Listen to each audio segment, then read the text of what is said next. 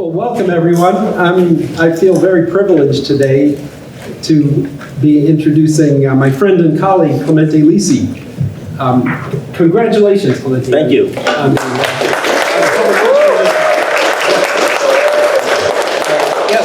Clemente's he worked for 20 years as a journalist for the Daily News, for ABC, for the New York Post.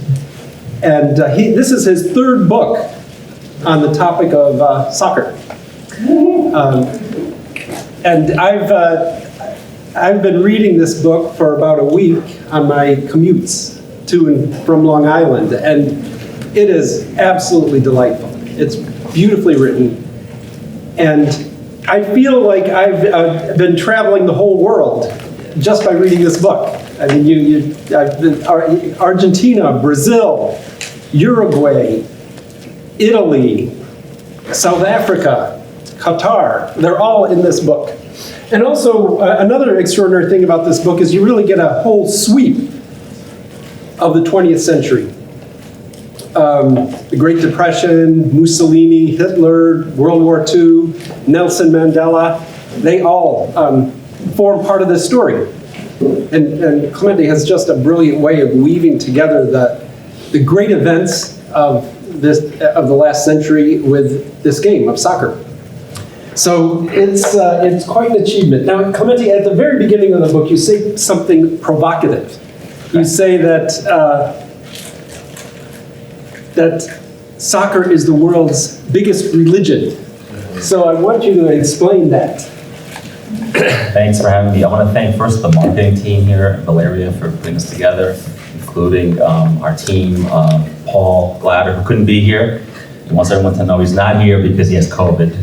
And nothing could keep Paul from being here. So I want to thank Paul for everything he's done for me, for Bob for pinch hitting at the last minute, to use a baseball reference. And Eleni and Leo too for making this happen. So thank you for that. Okay, and my family is here, so thanks to them. My daughter, my wife, and my parents are here. First time at King's for 3 of the 4. My daughter's been here before. That's what happens when school's closed and King's is open. Okay, yeah, it's a provocative point I make, but I think it's true in the sense that, sure, Christianity is the largest faith in the world, and Islam is a big growing religion in other parts of the world. But I think what brings all these people together is soccer. And everywhere I've traveled, you tell them where you're from, and you say, I'm from the United States, or I'm from Italy, or wherever, and people just start talking to you. I think it does bring people together. I think oftentimes we equate soccer with fan violence, with tribalism, which happens obviously in any sport. But I do think for the most part, soccer is a positive and a binding experience. And if you've been to other countries, I think the fervor around the sport is very much the religious one. Unlike any sport in the United States, the only thing I liken it to the United States is college football. That's the only other religion, especially in the South, where I think people get put on they put on the war paint, and they take off their shirts and they go out and then they really love their school and it represents their region. I think the same goes for whether you're cheering for a local team, like in your town. If you've never been to the Boca Juniors or ever played, a game in Buenos Aires, or if you're watching, Brazil playing the World Cup. I'm sure, I always tell people when you're traveling in the summer, when the World Cup normally happens, and you don't even know the World Cup is happening, and then you end up in Brazil and no one's working, or you end up in Italy and everyone's just busy doing something else, you realize, oh, this is a big deal here. So. Yes, did you play soccer as a... Yeah, I did. Not great, not well. I did. I was like the best 8-year-old in the world, and then I got to high school and I realized, wow, there's some pretty good players out here. And I know we talked about this before because we're dads. And when I was growing up, there wasn't all this travel, sports. Don't get me started. So it was harder to do, but it was interesting because I grew up in New York near the UN, and we had sort of our own international group of friends, and soccer was a big deal to those kids, and we played in the park when nobody else was doing it back then. And so I grew up playing, and I played in high school, and at that point, my life took me a different way, and I thought, oh, maybe I can write about sports, and I wanted to be a sports writer, and that never really happened either. I ended up becoming a news writer, and sports always became a thing I did on the side. So. Yeah. Yes, and you write in your book about your first World Cup, in Italy. Yeah. So that was one of my favorite chapters. Yeah, So, my dad told that story to a bunch of people here already, but now we're kids here. Yeah, I was 6 years old, and we were on vacation in Naples, Italy. And if you know anything about Naples, it's a pretty crazy soccer place, among other crazy things they do there.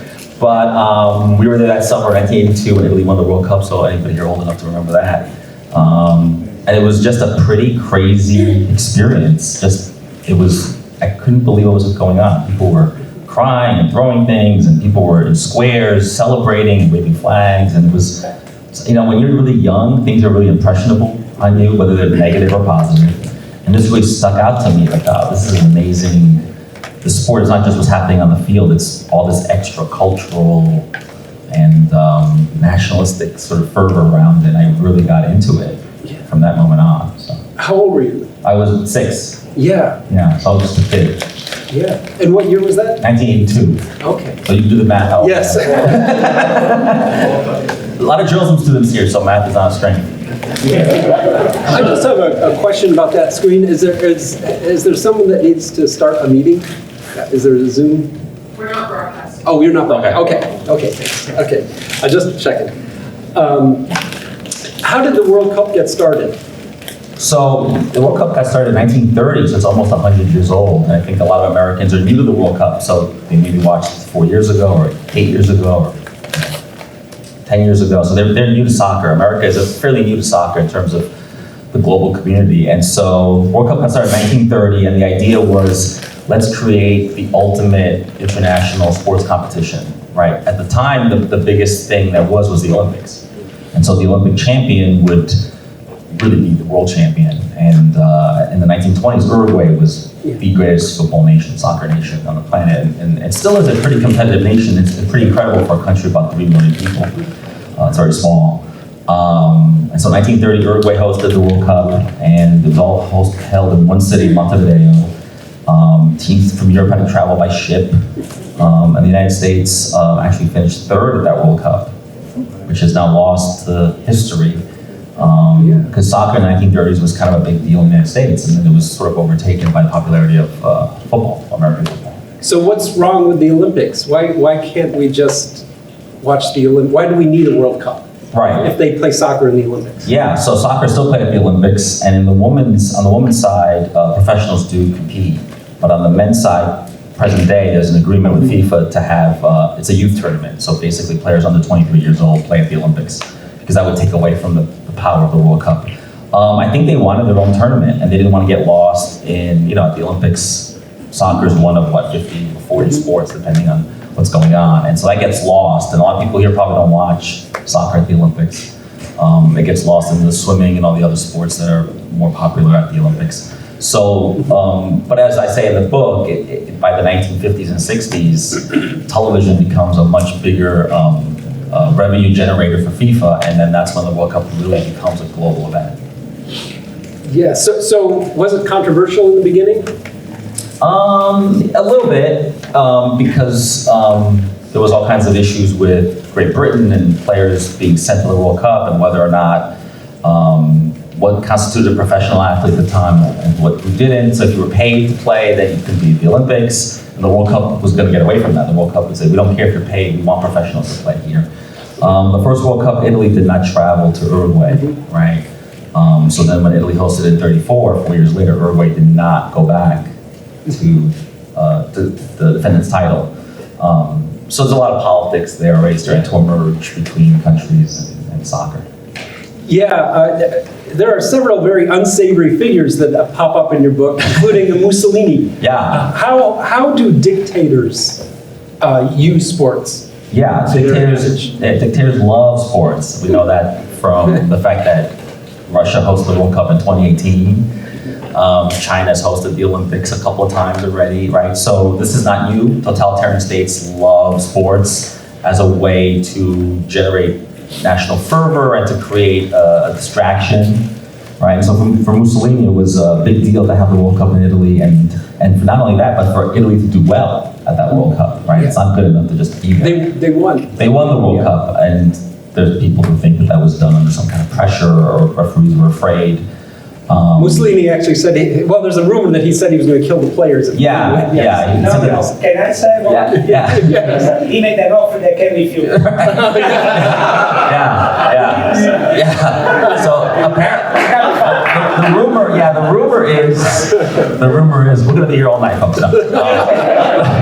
The rumor is that he sent them a telegram saying win or die. The players years later deny that ever happened, but it's, part of the book was trying to debunk or cut through some of the legends that then kind of emerged over the decades. People kind of started inventing their own, embellishing their own stories. So.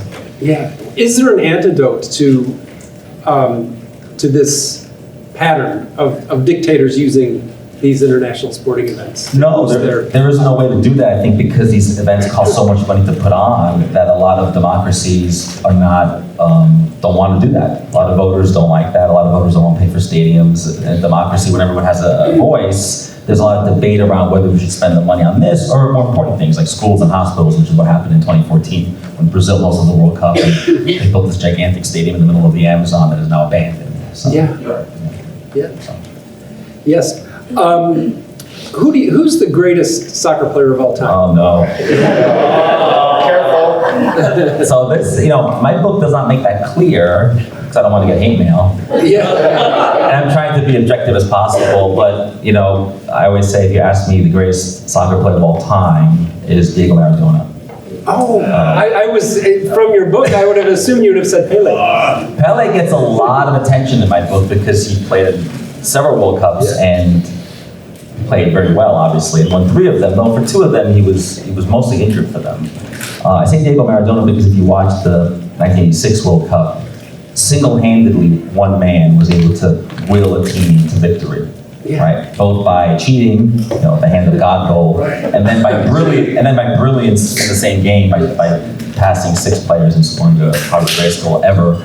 FIFA gave out an award in 2000 where they had an online poll who was the greatest player of all time, and that poll was won by Maradona. I voted like 12 times. Yeah. And then FIFA decided to give it to Pele, but their executive committee voted Pele, so they were co-winners, which kind of people felt kind of weird about. But, to transition to present day, people think that, whether you think it's Maradona or Pele, doesn't matter. They think that the player that is the best of all time is Messi, right? Lionel Messi. I disagree. I think that he needs to win the World Cup to do that. So if he wins the World Cup in Qatar in a month's time, then I'll amend my answer. But otherwise, for now, I don't think so. And those are the co-players of the century, right? Pele and Maradona are. And Yes. then Messi is the player everyone likes, but you can also say Ronaldo, Cristiano Ronaldo, if that's what you want. So. Yes. By your account, what was the greatest upset in the history of the World Cup? So there's been a few big ones. I think the biggest one that most people don't know about is 1950, the United States beat England at the World Cup, 1-0, and it was in Brazil. And I interviewed one of the players in the time, I think most of them have passed away at this point, and he remembers coming off the plane in New York and there was nobody there but their wives, right? So there wasn't like, nobody was watching, there was no television, nobody was listening on the radio, so it was almost an event that happened without any notice. But the English know about it, and it bodes well for the fact that England plays the United States at this World Cup in the opening rounds. We'll remind them of that. Yes. I always tell people, 1776, 1950. So. Yes. And what country would you say has been most dominant or successful in the World Cup? Yeah, so if the greatest player of all time is Messi almost, Maradona, then the greatest national team of all time at the World Cup is Brazil. And I don't say that because Lucas is here, who was, who gives me a chance to welcome him back because he graduated, but he also was an assistant of mine on the book, an intern, did a lot of great work, a lot of great research because he speaks Portuguese and I don't. And a lot of the photos that were in the book were chosen by him, so kudos to you. So yeah, I think Brazil is the greatest nation ever to play. They played in every World Cup.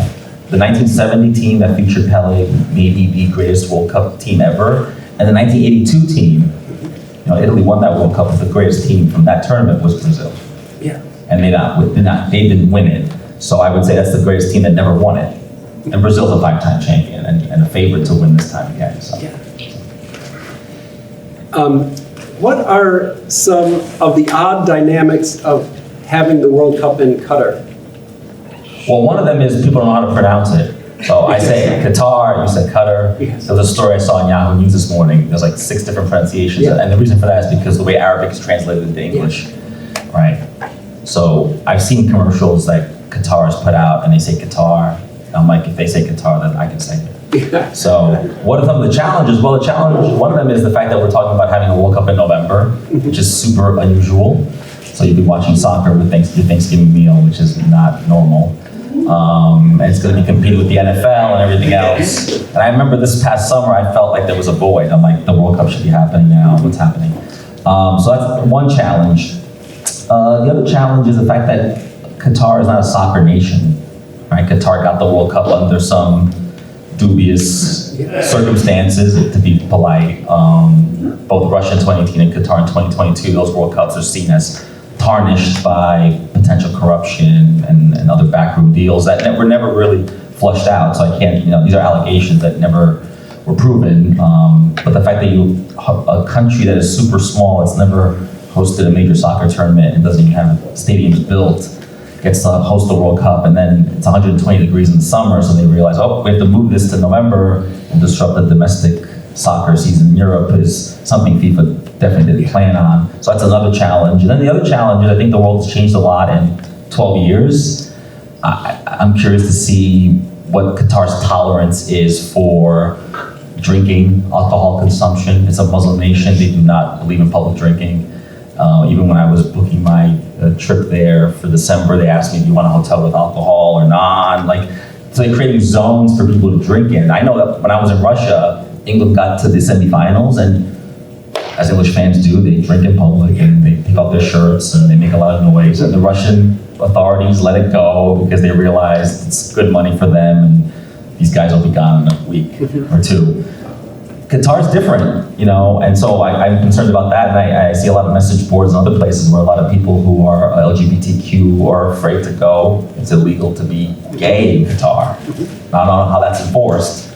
But there are a lot of fans who are afraid to go. So there's a lot, I think, going to happen off the field that you should definitely pay attention to once the tournament starts. I have a feeling that the tournament's going to be on Fox and Fox Sports. I don't think the companies that bid to air the World Cup are going to do a lot of journalism around what's happening off the field because it might not make the country look good. This is basically a free commercial for Qatar for 30 days. And I already see commercials for Qatar's tourism board for months. And I know you went to Africa this summer and you went through Doha on a connection flight, and you said the airport there was... Oh, it's extraordinary. It's an extraordinary airline, extraordinary airport. Yeah, I was on a conference call with a bunch of journalists last week talking about my book, and they were from Africa and South America, and they all traveled recently, and they all said how they had to cut through Doha. Yes. So I think all the airlines are using that as a place to as a layover because it's money, right? It's money. It's a lot, Soccer is a really enjoyable sport. It's a lot of passion, but there's so much money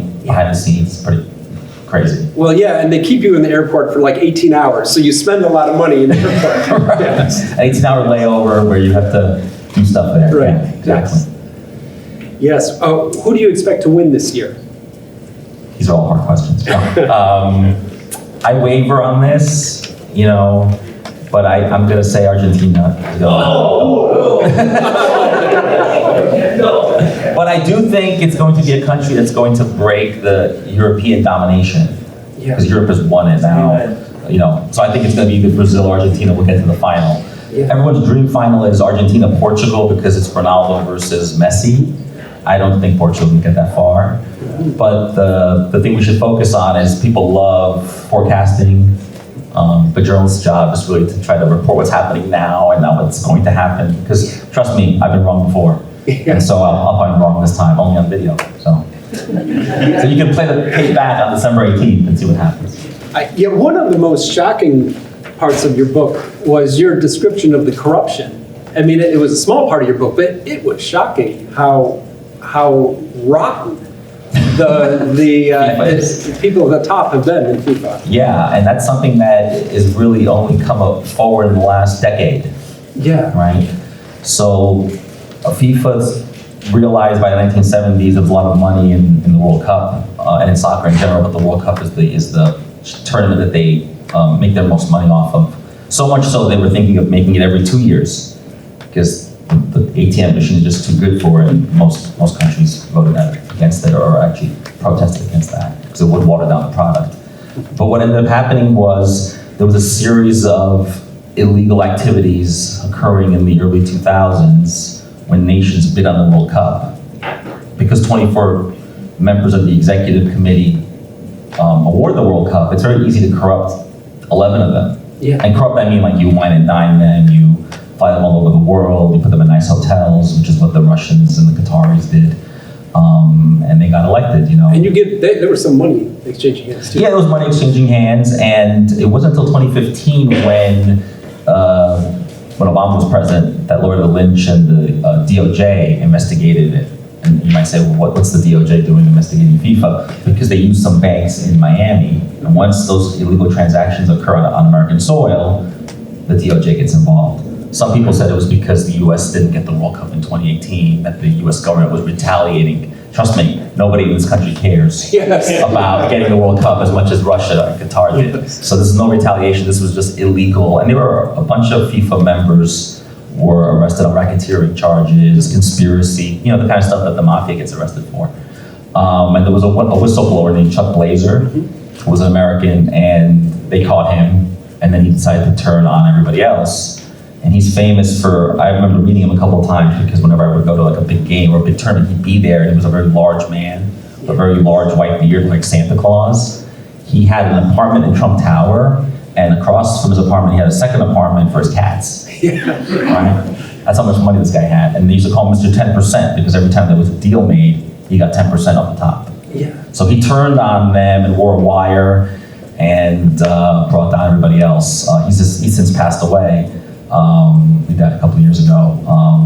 But that blew a big hole into FIFA. The president had to resign in the mid-2015, 2016. And they're on the road now, they say, to be more transparent. But it's a nonprofit organization. It makes billions of dollars. They're located in Switzerland, where there's very little oversight. It's not easy to police an organization that has zero oversight. I kind of, you know, during the pandemic, somebody put on Twitter a Twitter poll, which is the most corrupt organization in the world, and it was like the IOC, the International Olympic Committee, FIFA, or the WHO. Yes. And I was like, pick your pick. Yeah. So, but it's FIFA. How does FIFA, or how does the World Cup compare to the NFL and the Olympics when it comes to things like attendance, global TV viewers, net worth of the event? Right. So I don't have all those figures at hand, but the figure I do have is that the France-Croatia World Cup final 4 years ago was watched by 1 billion people with a B. Okay, and even the Super Bowl that has a global reach may get 200, 300, 400 million people. Right? And the NFL is trying to become more global by having games in London and in Mexico and in Canada. But you know, if anywhere you go around the world, I write in the book, you know, next time you go on vacation somewhere around the world, it's a good likelihood you get hit in the head with a soccer ball because of just the number of people that are playing the sport. So no, it doesn't compare. The Olympics, of course, is much watered down because of so many different events. The World Cup, you know, people have said to me, oh, it's not the world's biggest sporting event. You have that in the title. I'm like, it is. Just look at the math, do the numbers. Yeah. And it is. And then by the revenue they make on television deals and on ticket revenue, it's unprecedented. Yeah, it's extraordinary. I was telling Clemente, my two boys went with me to Kenya this summer and volunteered in a remote village in an orphanage, and they did not speak. The kids spoke a tribal language.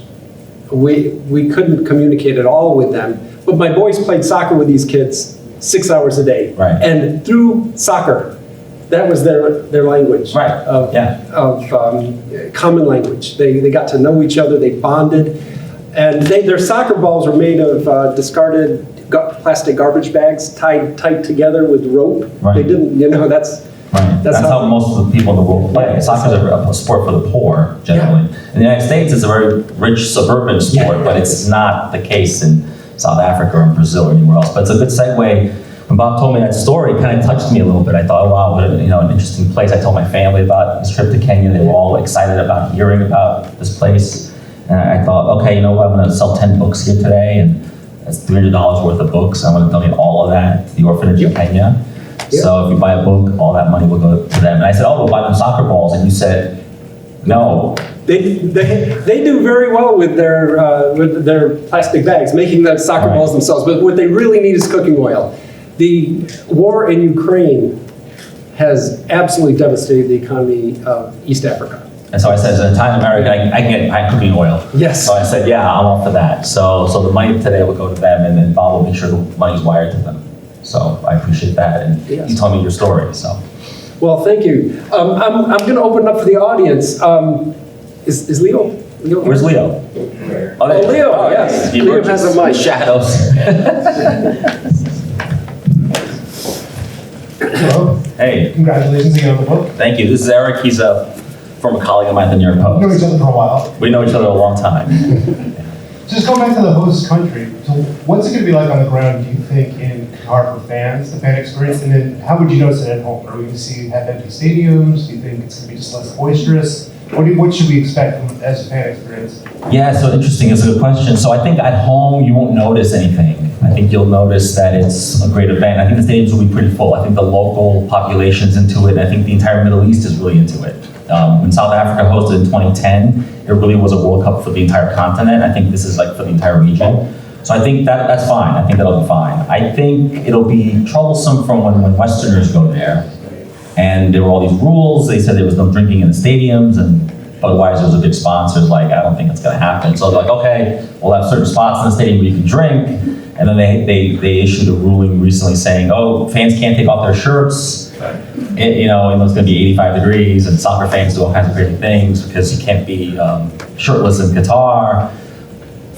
That's going to be all. Who's going to police that? And are we going to see police enforcing this with hordes of fans? It could become troublesome.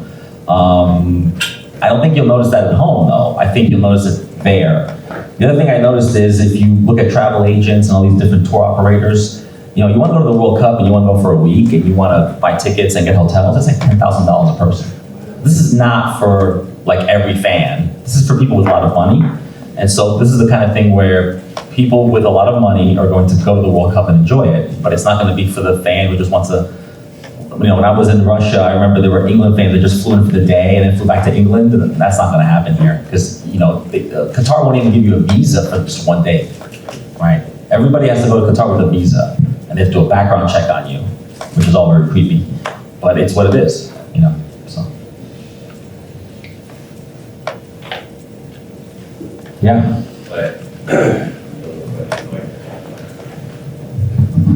Thanks so much, Clemente. If I can just ask an unsophisticated American question, what's your take? I know this is almost a cliche question about the popularity of soccer in this country. Right. It does seem like MLS and their subdivision, the name of which I can't remember. The USL. Right. Yeah. Is flourishing in some places around the country, but on the other hand, I think it still doesn't compare to our other professional sports. Do you have any insights on that? Or maybe, you said you didn't want to prognosticate. Do you see do you see it growing, or is it sort of permanently a minority concern in this country? Yeah, no, it's a good question. Is soccer a niche sport? Will it always remain that way, or will it break into the big four? Look, I think the internet allowed soccer to grow in this country in a way that maybe never would have been able to happen in the last 30 years. And 30 years ago, the question wasn't about how popular soccer is. It was basically two camps. One was we hate soccer, and the other camp was we love soccer, but it's going to be an ethnic sport for people that come from other countries. That's all changed now, I think, with the fact that you can watch 60, 70 games a week on TV. I'm sure people here watch the Premier League, or they watch the Champions League, and they watch that every day. That's part of their sports diet. Younger people love soccer. And I always tell people, if there's an MLS city coming to your city, it means that your rent is going to go up, because it's all these hip cities like Austin and Nashville and Columbus, Ohio, and all these places that young people want to live in downtown and take the train to the game and all that. If you look at who goes to soccer games, it's very much a millennial Gen Z thing. And if you look at who goes to women's soccer games, it's like little girls with their dads, right? So will MLS break through? MLS has to compete with the Premier League for your time. And that's difficult because no other league around the world doesn't do that. So, but I think MLS is 27 years old now. MLS has made it, I think, and a lot of players play in MLS that play in the national team, and a lot of players from around the world play in MLS. Most famously, David Beckham came here in 2007, and it gave some credibility to the league. So soccer's made it. I don't think it's a question of will it make it. It's already made it. Is it as big as baseball? I don't know, but baseball ratings are pretty bad, right? And the only behemoth is the NFL. That's the big sport, and I think that'll be interesting to see how the World Cup competes with the NFL during the winter, because that'll be the first time we'll ever see that. So, that's a good question. I hope I answered it. It's a more complicated question. It's not more about predicting. It's more about looking at what's happening right now. And I think right now, everyone in this room has either watched the Premier League once, or been to an MLS game, or been to a women's national team game, or at least watched it on television, which is more than I can say 30 years ago. This room would, because there was no satellite, no streaming services. You didn't have that opportunity. So that's my long-winded answer.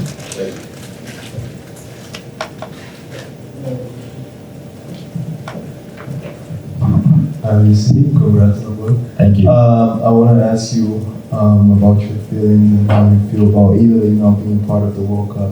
You had to go there. Yeah. Yeah, Italy did not make the World Cup, and they didn't make it 4 years ago either, which is an anomaly, right? So FIFA is going to enlarge the World Cup to 48 teams in 4 years for money-making purposes, and I think Italy cannot. With 48 teams, Italy will make it, right? Everyone will make it. But Italy has to qualify out of Europe, which is much harder to do than in other parts of the world. But I had the United States to fall back on, so I root for both teams. So there's always a backup, so I'm not worried. But the good thing about it is my stress level will be totally reduced. So that's a good thing. And we made a deal with the devil. We won the Euros last year, so can't win them all. So good question. Just to piggyback off the previous two questions, you said USA is your backup, and obviously, America. Everyone in this room, the U.S. is their backup. Everyone's either Mexican or Ecuadorian or Chilean or English or whatever. So. No, but obviously, the fan base here in the U.S. is going crazy as the sport grows here as well, and you see World Cup posters, and it's Messi, Ronaldo, Neymar, and they throw Pulisic in there for some reason. Right. But I just want to get your opinion. How well do you think the USA is going to do, especially if they get England and Wales right away in the first round? Yeah. Do you think they're going to make it out? And if they do, how far? Yeah, I have them coming out of the group as a second place team. I think they can beat Wales and Iran. And when the U.S. plays teams, it's always very geopolitical. I mean, the U.S.-Iran game is going to be a big deal. And I remember, Wales got into the World Cup on a tiebreaker with Ukraine.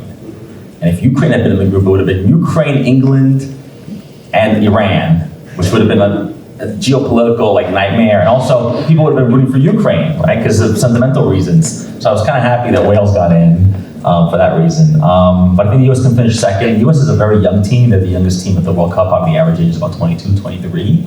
And I think they're using this tournament to get out of the group. And then after that, you never know what can happen in the World Cup because it's a knockout round. But I should prelude that the U.S. will host the World Cup in 4 years, co-hosted with Mexico and Canada. And so these guys will be 26, 27 years old, and they'll be in their prime. So I think you have to look at the long game a little bit. So, but I think they can go. I think they can do well. Let's hope so, because the better they do, the more people are interested in the sport. It's in the media and the news for longer. So. Congratulations, Professor. Thank you. Lisi. I'll be looking forward to reading this hopefully sometime watching the tournament. Yeah. 18 days. 18 days, yeah. Who's counting? I said just a comment and then a question for you. I took a brief peek at your description of the 2014 qualifier, the quarterfinal in Brazil, and I appreciated what you did for what you said about the Chileans and the Brazilians. The Brazilians were scared, and we almost took them out. Yes. And in the last 90 years, we've yet to beat them in the qualifier. So salute to Here's my question for you. In Europe, who are your favorite club teams in Europe, and who are your favorite club teams in South America? You mean to watch, to Yeah, your favorite root for? club teams, yeah. Yeah, so, sentimentally, I'm attached to Napoli, which is the team from Italy, of course. And Maradona did play for them, so maybe that's why my answer is a little bit biased.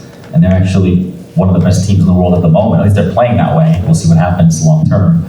But teams I enjoy watching in Europe, I really enjoy watching Real Madrid. They're just full of talent and just a lot of fun to watch. I like Liverpool. I like last season's Liverpool more than this season's. But they play a really great game, and the English play a great game. And the Premier League is a wonderful product. If you watch the Premier League, it's incredible, and how that's become the best league in the world. South America, I love South American soccer. I don't think it gets the respect on the club level that it should by American audiences, because everyone's too busy watching the Premier League.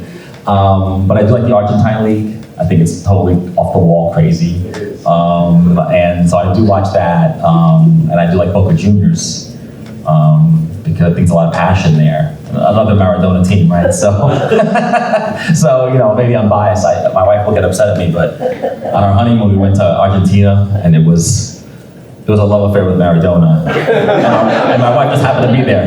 So, yeah, I had to go pray at the altar of Diego Maradona. Right? So she tolerated it. I promised to take her back and not do any of that. So, but my daughter and I talk about soccer all the time. And sometimes my wife will say, "It sounds like you guys are speaking a totally different language. It's English, but I have no idea what you're saying." So, but those are the teams I kind of enjoy the most. And what I do like to watch a lot, I don't watch as much as I used to, is because I grew up with no cable TV, so I just watch a lot of Telemundo and Univision, and I watch a lot of Mexican soccer. And Club America I like a lot. So I watch a lot of Mexican soccer too. So, good question. On the topic of Diego Maradona, Yeah. you say he's the best player because in the World Cup he had the God-hand goal and he took like. Well, not just that. I mean, Yes. But Messi accomplished the exact same thing in a very similar fashion, and I would argue that he hasn't won the World Cup, which would not make him the best player, but statistically, Messi has been the most consistent player. So why can't you argue that he's the best player? Yeah, for me, the best player in the world has to win the World Cup. Not to be on the Mount Rushmore of soccer, like he's on there, but to be the best, the greatest of all time, right? I think you have to win a World Cup. It's just, I understand, the Champions League in a lot of ways has replaced the World Cup in terms of power, right, and prestige. And soccer, you're right. If you look at the statistics, Messi has scored more goals and more assists, and I get all that. But I think soccer is a passion game, and I don't really care for the numbers. Right, I don't really care that it's not baseball when we look at averages. I like the fact that people are passionate about a player or a team, and I don't care how many passes they put together or how many assists they had or that kind of thing. I look at what they do sort of globally, and so I think Maradona did that. I think if you ask Argentines, they'll say Maradona. I think. Like the big joke I always tell is that if you ask Argentines who the greatest player of all time is, they'll say Maradona. If you ask Brazilians who the best player of all time is, they'll say Pelé, and then in secret they'll tell you it's Maradona. Right, Lucas? No, they'll say it's Ronaldo or Romario or somebody else. So, that's true.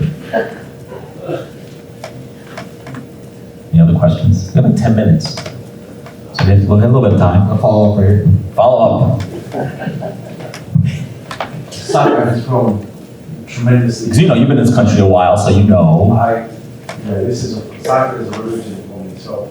And I follow it. I've been here a while. I came here in '79. The first World Cup that I remember as a young kid, where we watched and we were crying, was the '82 World Cup. Right. I think Chile got beat 10-1. It was in Spain, so I cried as a little kid. So there you go, man. Here's a question for you. From 1994, and I remember going to a few of the games at Giant Stadium. I got to see the Stoichkov goal. Yeah, the Bulgaria, Germany, wasn't it? Yeah, Bulgaria, Germany. It was phenomenal. The growth of soccer since that time to now has been amazing. My question to you is, what do you see for the next 30 years of soccer here in the U.S.? Given all the growth that we have, and now given social media and all the things, what do you see for soccer going forward? Yeah, no, I can see in 30 years' time that soccer is the biggest sport in the United States, or among that top 2 or 3. Now, it might not be Major League Soccer, but I think in terms of eyeballs and TV ratings and that kind of thing, I do think it can be that. I think it can easily displace hockey and baseball. You know, I think the average age of the baseball fan is 49, okay? That's not ideal for a sports league. So I do think soccer can enter that category. I know that 30 years ago, if you even mentioned that, people would be laughing in this room if that was 30 years ago. No one's laughing now. So I do. And then the other thing that is happening in this country that is not happening anywhere else really, or ahead of the game, is women's soccer. It's grown in a way that is tremendous. And kudos to the women for winning so many titles. And then, you know, they're going to have the Women's World Cup next summer in Australia, New Zealand. So, you know, and we're competitive there. But now the rest of the world is catching up to the U.S. women because they realize, oh, there's audience here, there's growth for women's soccer in England and in Spain and South America and other parts of the world. So, yeah, no, I definitely think it'll be top 3. I mean, I can easily see it displacing, like I said, hockey and baseball over time. Because I think a lot of people growing up with soccer being a big part of their lives. The thing that's different is that a lot of kids today play soccer and then leave the sport to play basketball or football or even baseball. You know, in this country, your best players are not growing up to be soccer players. They're growing up to play the NBA, right? So I think in other countries, that's not the case. So I think we need to hone in on that. The other issue that may hinder that is that in this country, soccer is a real big pay-to-play situation, right? You need money to play soccer. You want to be on a travel team, you pay $3,000 a year. When the best soccer players in the world are playing on a dirt field somewhere for nothing, and we need to scout those players because that's what's happening in Brazil and in the suburbs of Paris, where the best French players come from, right? They're not playing on these manicured fields in the suburbs. So I do think we need to get away from that a little bit and get to a point where we do more sandlot type soccer. Because I think we'll be able to compete with the rest of the world. You know, Iceland, over a decade ago, built free soccer fields all over the place. And within 10 years, Iceland made the World Cup, 2018, right? So it can be done. When the US didn't qualify, that was a big question. Like, why aren't the best players playing on the team? Why aren't there enough Hispanics, Latinos on the team? You know, it's a country full of Latinos, and there are very few of them not on the national team, right? Why are we not going and chasing these players who then take on a passport of their parents and play for Mexico, right? So we need to make sure that we're bringing these players in and creating a little bit of a more soccer ecosystem. You know, at the time, U.S. Soccer argued, well, you know, everything in America is, if you want violin lessons, you have to pay for that. So soccer is the same way. I think that's a bit of a hindrance. So, yeah, Lucas. Since I moved here, I noticed, of course, that soccer has been very, very popular.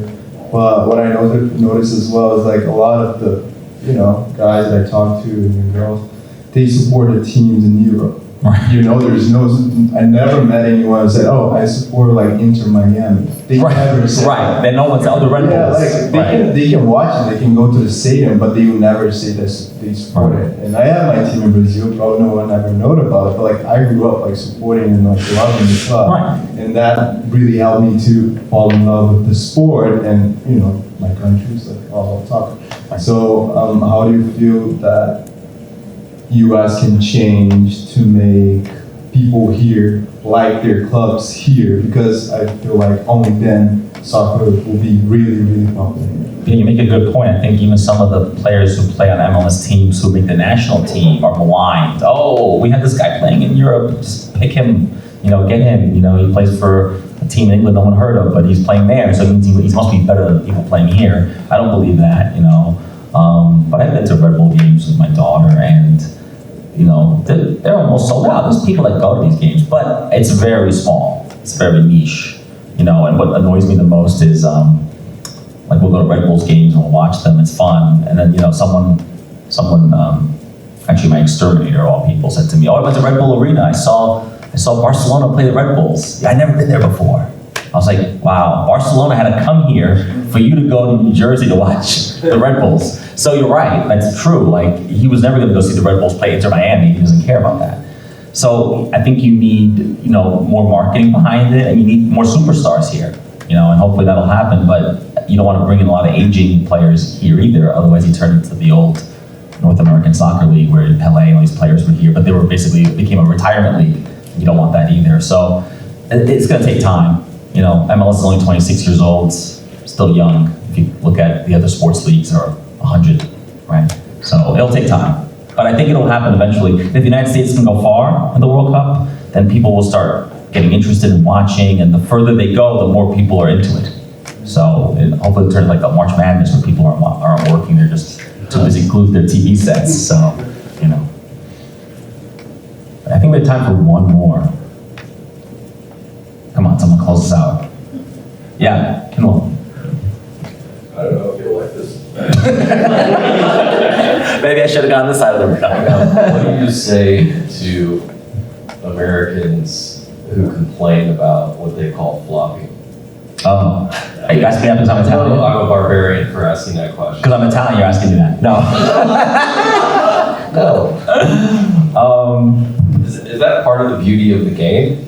Is it strategy? I should say yes, just because I'm a romantic, but it is part of the beauty, but it's terrible. Okay. It's terrible, I will admit. I remember seeing a guy with a shirt once, and it had photos of the Italian national team, and it said, Italian diving team. It was like the sign, because that's the big joke. But I think in soccer, players have to exaggerate some of the injuries to get the attention of the referee, which doesn't always happen in other sports. Now they have instant replay and other things I think players are better at. And I'm looking at Lucas because I remember in 2018, Neymar, who's probably one of the greatest Brazilians ever, he would just make all these over-the-top, falling around, rolling around. It became like a joke, it became like a meme.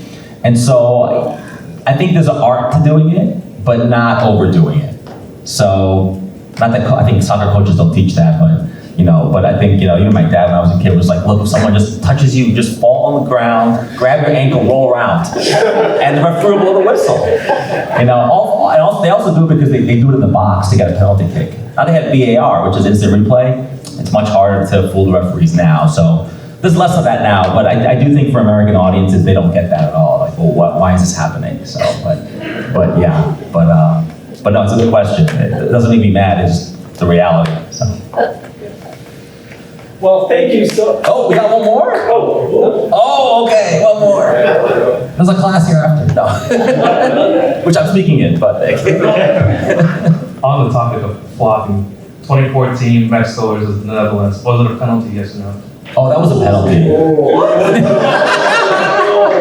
Sorry, no. No, if VAR was around, it would not have been a penalty. And VAR was around, the hand that got goal never would have happened, right? So I like VAR, but I also like some of these legendary, and I do like the thing about soccer that we can argue about this forever and nobody is right, no one's wrong. We can just argue about it forever, so. So thank you all for coming. Enjoy the World Cup. I have a few books left over if you're interested in them.